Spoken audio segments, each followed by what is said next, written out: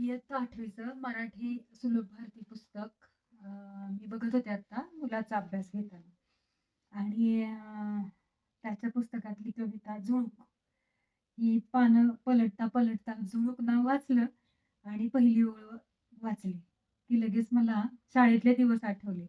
आम्हालाही मराठीच्या पुस्तकामध्ये ही कविता होती. दामोदर कारे यांनी लिहिलेली कविता अतिशय सुंदर आहे.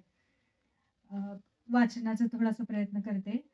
वाटते सानुली मंद झुळुकमी व्हावे. वाटते सानुली मंद झुळुकमी व्हावे.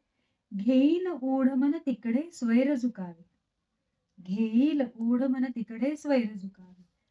कधी बाजारी कधी नदीच्या काठी. राईत कधी वा पडक्या वाड्यापाठी. हळू थबकत जावे कधी कानुसा घेत. कधी रमत गमत वा कधी भरारी थेट.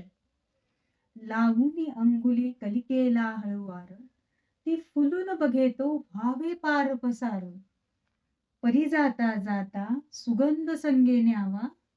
परी जाता जाता सुगंध संगे न्यावा. तो दिशा दिशातून फिरता उधळून द्यावा. गाण्याची चुकली मुकली गोड लकेर.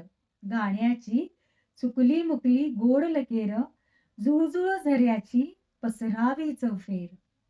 शेतात पाचूच्या निळ्या नदीवर शांत. कुलवीत मखमली तरंग जावे गात. वेळूच्या कुंजी वाजवूनी अलगूज. कणसांच्या कानी सांगावे हितगुज.